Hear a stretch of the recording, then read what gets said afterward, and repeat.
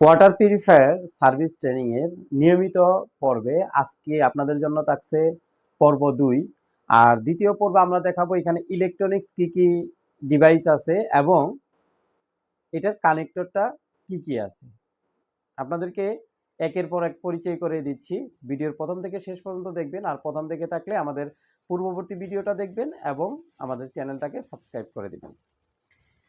এখানে দেখেন আরও মেশিনের প্রথম যে আইটেমটা সেটা হলো এখানে আছে একটা সলোনয়েড বাল্ব, যেটা ইলেকট্রিক স্টার্টের কাজ করে, অর্থাৎ এটি অ্যাডাপ্টারের সাথে মোটরের মাঝখানে সংযুক্তি হিসেবে কাজ করে, যেটি মোটর স্টার্ট করার জন্য বা পানির পানির সংস্পর্শে আসলে এটি অ্যাডাপ্টারকে সিগন্যাল দিবে এবং মোটরটাকে চালু করে দিবে। তারপরে যেটা থাকে সেটা হলো এখানে একটা অ্যাডাপ্টার থাকবে, অ্যাডাপ্টারটা মোটরটা চালু করার জন্য, আর থাকবে একটা পানির পাম্প, এটা 75 জিপিডি এবং 100 জিপিডি হয়ে থাকে। এরপরে যে আরও মেশিন, আরও মেশিনের যে ওয়েস্টেজ পানিটা যাওয়ার জন্য থাকবে একটা ফ্লো বাল্ব, এটা 300 সিসি 400 সিসি হয়ে থাকে, কারণ এটিতে একটি নির্দিষ্ট পরিমাণ পানি আউট করে দেয়, যার ফলে আমরা যে ফিল্টার পানিটা পেয়ে থাকি। যদি এটা ঠিক না থাকে তাহলে সমস্ত পানি এদিক দিয়ে বের হয়ে যাবে, আপনার প্রোডাকশন লাইনে পানি থাকবে না।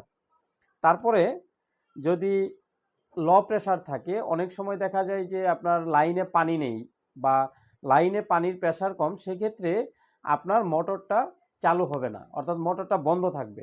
এই জন্য এই লো প্রেশার বাল্বটা থাকে।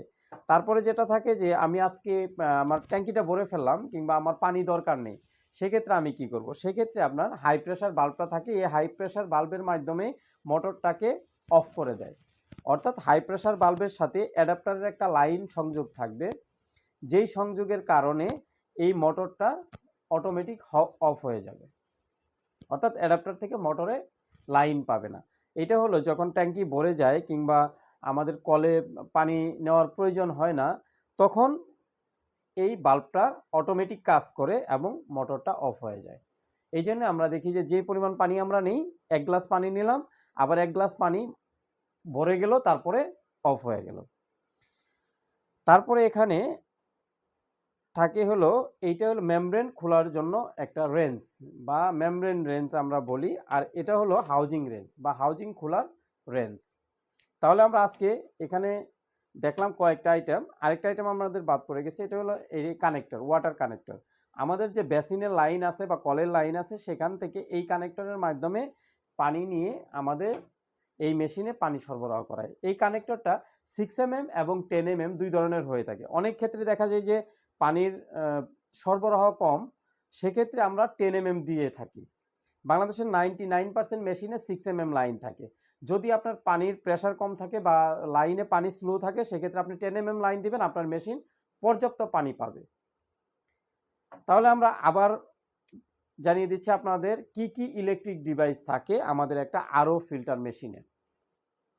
প্রথমে একটা অ্যাডাপ্টার থাকবে, 24 ভোল্টের অ্যাডাপ্টার, আর থাকবে 24 ভোল্টের একটি পাম্প, এটি 75 গ্যালন এবং 100 গ্যালনের হয়ে থাকে। এটা বড় মেশিনগুলোতে 200 জিপিডি 400 জিপিডি 800 জিপিডি পর্যন্ত হয়ে থাকে। এরপরে থাকবে একটি ওয়াটার কানেক্টর, এরপরে থাকবে একটি সলোনয়েড বাল্ব, এটি গ্রিন কালার, ব্লু কালার কিংবা এরকম ব্ল্যাক কালারের হয়ে থাকে। থাকবে একটি লো প্রেশার বাল্ব, থাকবে একটি হাই প্রেশার বাল্ব, তারপরে থাকবে একটি ফ্লো বাল্ব, তারপরে মেমব্রেন খোলার জন্য একটি মেমব্রেন রেঞ্জ, আর থাকবে হাউজিং খোলার জন্য ওপেনার ক্লোজার। তা আমাদের পরবর্তী ভিডিওটা দেখার জন্য আপনাদেরকে অগ্রিম আমন্ত্রণ জানাচ্ছি। আমাদের সেই ভিডিওটা হবে পার্ট 3, আর পার্ট 3 আপনারা অবশ্যই দেখবেন, কারণ পার্ট 3তে কোন আইটেমের প্রবলেম হলে কি কি সমস্যা দেখা দিবে এবং কি কোন ধরনের সিমটম দেখলে আপনি বুঝবেন যে এই আইটেমটার প্রবলেম হচ্ছে, সেই বিষয়গুলো নিয়ে আমরা পরবর্তী পর্বে আলোচনা করব। সবাইকে ধন্যবাদ, ভালো থাকবেন।